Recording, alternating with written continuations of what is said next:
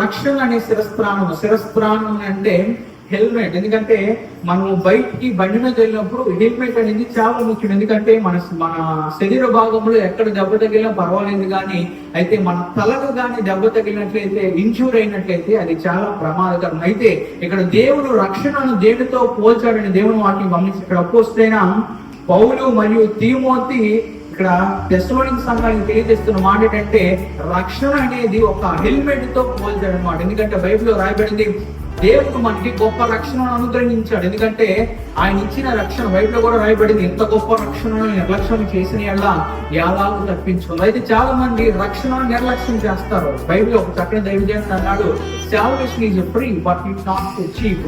పిలాతు కూడా యేసుక్రీస్తు వారి గురించి మాట్లాడినప్పుడు, అయ్యా ఇదిగో ఇక్కడ ఉన్న వారందరూ నీదే తప్పు అంటున్నారు, నువ్వు మాట్లాడితే నేను చూసుకుంటున్నాను. దేవుని స్తోత్రం. ఎందుకంటే ఆ యొక్క పిలాతు యొక్క భార్యకి దర్శనంలో దేవుని యొక్క ముఖ స్వరూపం కనిపించింది. యొక్క పిలాతు భార్య, అయ్యా నీ దగ్గరికి వచ్చిన ఆయన రక్షకుడు, ఆయన యొక్క ముఖ స్వరూపాన్ని నేను చూశాను, ఆయన చాలా మంచివాడు, ఆయన విడుదల చేయని చెప్పినప్పుడు పిలాతు తన భార్య మాటలు విని ఎలాగైనా యేసుక్రీస్తు వారిని ఆ యొక్క పరిస్థితులను విడుదల కలిగించాలనే ఉద్దేశంతో పిలాతు యేసయ్యని అంటాడు, అయ్యా ఇక్కడ ఉన్న వారందరూ నీది తప్పు అంటున్నారు, ఇదిగో ఇది ఎలా అంటున్నారు, వారందరూ ఎలా అంటున్నారు అన్నప్పుడు అక్కడ యేసుక్రీస్తు వారిని, ఇదిగో నువ్వు ఒక్క మాట్లాడు, పిలాతు అన్నాడు ఒక్క మాట్లాడు, తరువాత అంతా నేను చూసుకుంటాను. అయితే యేసుక్రీస్తు వారు అన్నారు, ఇదిగో ఈ రాజ్యము నా రాజ్యము కాదు. దేవుని స్తోత్రం.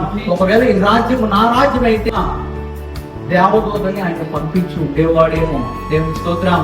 ఆయన పంపించి ఉండేవాడు, కానీ ఈ రాజ్యం నా రాజ్యం కాదు, నా రాజ్యము పరలోక రాజ్యం అన్న. దేవుని స్తోత్రం. ఎందుకంటే యేసుక్రీస్తు, అందుకే అంటారు కదా, మనిషి ఉన్నప్పుడు అంటే మనిషి విలువ తెలియదట, మనిషి పోయిన తర్వాత విలువ తెలుస్తుంది. ప్రీతిగా దేవుడు అనేక సార్లు రక్షణ గురించి, విశ్వాసం గురించి, ఆత్మీయం గురించి మనం మాట్లాడినప్పుడు అట్టి రక్షణ మనం నిర్లక్ష్యం చేస్తుంటాము. అటు విశ్వాసంలో బ్రతకుండా ఉంటకు మనం చూస్తూ ఉంటాం. అయితే మనము పగటి వారమై ఉన్నాం, మనం వెలుగు సంబంధమై ఉన్నాం కనుక ఖచ్చితంగా రక్షణ అనబడిన శిరస్త్రాణము ధరించాలని దేవుని వాక్యం ప్రత్యేకంగా సెలవిస్తుంది. బైబిల్లో గమనించినట్లయితే లోకా సువార్త 19:9 చదువు. ఇక్కడ జక్కన గురించి మనం చూస్తూ ఉన్నాము.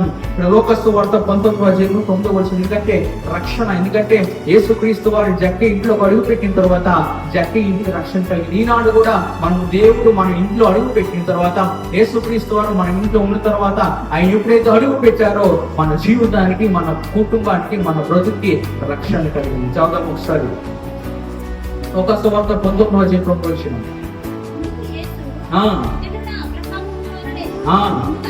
ఎందుకనగా నేడు ఇతను అబ్రహాము కుమారుడే, నేడు ఈ ఇంటికి రక్షణ వచ్చింది.